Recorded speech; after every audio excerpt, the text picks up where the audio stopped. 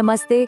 आज हम एक बहुत ही मजेदार कविता की दुनिया में चलेंगे, the tale of custard the dragon, जिसे लिखा है ऑग्डेन नैश ने। ये कहानी है साहस की, बड़ी बड़ी बातें करने वालों की, और एक ऐसे हीरो की जिससे किसी को भी कोई उम्मीद नहीं थी। तो तैयार है? चलिए इस कहानी में गोता लगाते हैं। तो आज हम क्या क्या देखने वाले हैं?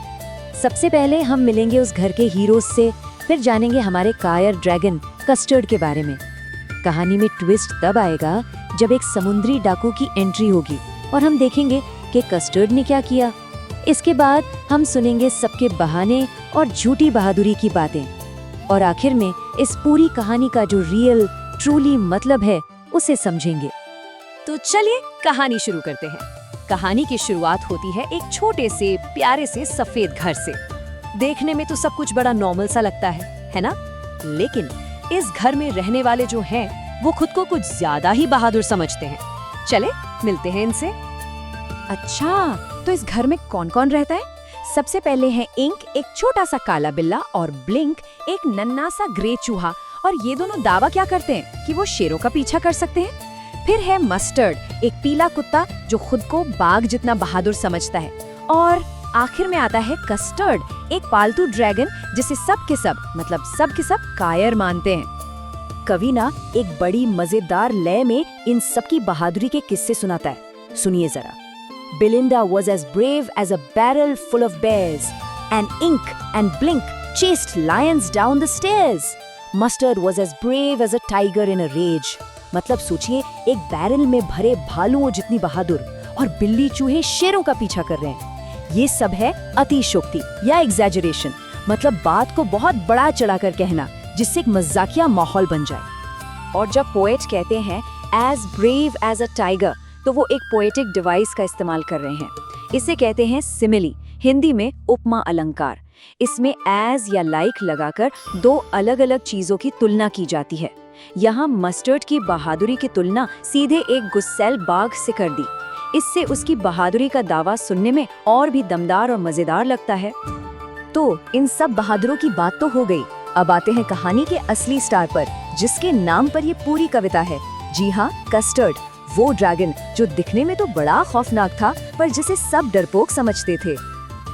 अब जरा कस्टर्ड कैसा दिखता था, इस पर गौर कीजिए। कवि ने क्या खूब लिखा है। Custard the dragon had big sharp teeth and spikes on top of him and scales underneath. Mouth like a fireplace, chimney for a nose, and really or truly or daggers on his toes. वाह, मतलब बड़े बड़े नुकीले दांत, ऊपर कांटे, नीचे खाल, मुंह जैसे कोई अंगीठी हो, और नाक तो चिमनी ही है। कितना डरावना लगता है ना? लेकिन असल में वो था ठीक इसका उल्टा, और यही इस कविता का सबसे बड़ा मजा है। यहाँ एक और कमाल की चीज है। जब पोएट कहते हैं चिमनी फॉर अ नोज, नाक के लिए चिमनी, तो वो सीधे सीधे नाक को चिमनी ही बोल रहे हैं। यहाँ लाइक या एज नहीं है। इसे कहते हैं मेटाफर या रूपक अलंकार। इससे हमारे दिमाग में एकदम एक तस्वीर बन जाती है ना? जैसे ड्रैगन की नाक से सच में धुआं निकल रहा हो। तो इतना खौफनाक दिखने वाला ड्रैगन, जिसके बारे में इतनी बड़ी बड़ी बातें की गईं, वो असल में चाहता क्या था? कुछ नहीं, बस एक नाइस सेफ केज, मतलब एक अच्छा सा सुरक्षित पिंजरा। सोचिए, एक ड्रैगन पिंजरे में रहना चाहता है। यही तो आयरनी है, यही विरोधाभास है जो इस कविता को इतना मजेदार और गहरा बनाता है। और उसकी इसी आदत की वजह से बेचारे कस्टर्ड का सब मजाक उड़ाते थे। इंक, ब्लिंक और मस्टर्ड सब मिलकर उसे चिढ़ाते थे। पता है क्या बुलाते थे? पर्सिवल। और फिर सब बैठकर उस रियल ट्रूलियो, मतलब असली सच्चे कायर ड्रैगन पर खूब हंसते थे। अब ये पर्सिवल कौन था? ये एक पोएटिक डिवाइस है जिसे कहते हैं अल्यूजन, मतलब किसी मशहूर कहानी या व्यक्ति का जिक्र करना। पर्सिवल असल में किंग आर्थर के दरबार का एक बहुत बहादुर योद्धा था।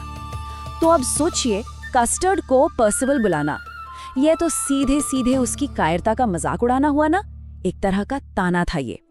सब अपनी ही दुनिया में मस्त थे, हंसी मजाक चल रहा था कि तभी अचानक घर का माहौल एकदम बदल गया। एक असली खतरा, सचमुचाव वाला खतरा खिड़की से अंदर आ रहा था। और ये खतरा कोई छोटा मोटा नहीं था, ये था एक समुद्री डाकू। जरा कल्पना कीजिए, उसके बाएं हाथ में पिस्तौल, दाएं हाथ में भी पिस्तौल, दांतों में एक तेज तलवार दबी हुई, काली दाढ़ी और एक पैर लकड़ी का। मतलब उसे देख के ही साफ पता चल रहा था कि उसके इरादे बिल्कुल भी नेक नहीं थे। और बस यहीं पर आता है कहानी का सबसे बड़ा, सबसे जबरदस्त मोड़। जैसे ही असली खतरा सामने आया, सब कुछ बदल गया। जो हीरो थे वो जीरो बन गए और जिसे सब जीरो समझते थे वो। जैसे ही डाकू आया, सबकी बहादुरी की हवा निकल गई। बिलिंडा बचाओ बचाओ चिल्लाने लगी। मस्टर्ड दुम दबाकर भागा। इंक तो पता नहीं कहाँ नीचे छिप गया। और ब्लिंक ने तो बड़ी चालाकी से अपने बिल में पनाह ले ली। और कस्टर्ड, हमारा कायर कस्टर्ड, वो कूदकर सामने आ गया। इंजन की तरह फुफकारते हुए, अपनी पूंछ को लोहे की तरह पटकते हुए वो डाकू पर ऐसे झपटा जैसे कोई रॉबिन चिड़िया कीड़े पर झपटती है। और पोएट ने इस फाइट सीन को क्या खूब आवाजों के साथ लिखा है, सुनिए। With a clatter and a clank and a jangling squirm, he went at the pirate like a robin at a worm.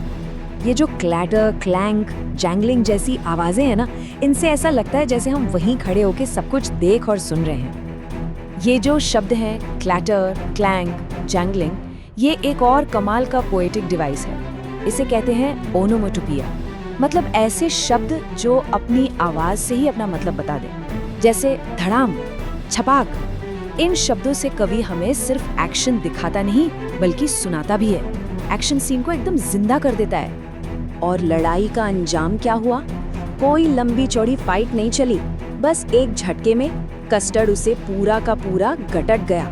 Game over. तो खतरा टल गया, कस्टर्ड ने सबको बचा लिया। अब तो सब उसे हीरो मानेंगे, है ना? कहानी इतनी सीधी होती तो क्या बात थी।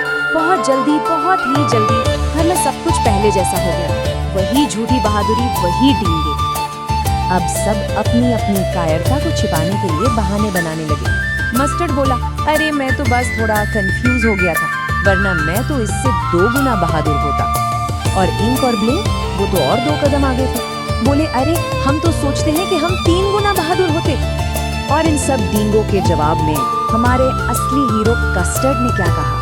उसने बस बड़ी विनम्रता से कहा, मैं पूरी तरह से सहमत हूँ कि हर कोई मुझसे ज्यादा बहादुर है। सोचिए जरा, ये है कस्टर्ड का बड़प्पन, उसका शांत स्वभाव जो बाकियों के घमंड से कितना अलग है। तो फिर इस पूरी मजेदार ऊपर नीचे होती कहानी का मतलब क्या है? कवि हमें असल में, या यूं कहें कि रियलियो ट्रूलियो में क्या सिखाना चाहता है? चलिए, इस कविता की जो सबसे जरूरी सबक है उन्हें एक बार देख लेते हैं। पहली और सबसे बड़ी बात, सच्चा साहस बड़ी बड़ी बातें करने में नहीं बल्कि डर के सामने एक्शन लेने में है।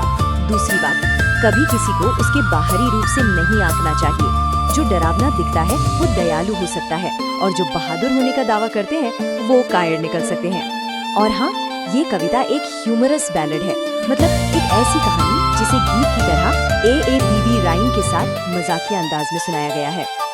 और आखिर में ये कविता हमें एक बहुत जरूरी सवाल के साथ छोड़ जाती है। सोचिए, उस समुद्री डाकू के जाने के बाद उस छोटे से सफेद घर में असली कायर कौन था? क्या वो कस्टर्ड था जो बस अपनी सुरक्षा चाहता था, या फिर वो इंक, ब्लिंक और मस्टर्ड थे जो सिर्फ बातें बनाते थे और मुसीबत आने पर भाग खड़े हुए? इस सवाल का जवाब ही इस कविता का दिल है। इस पर जरूर सोचिएगा।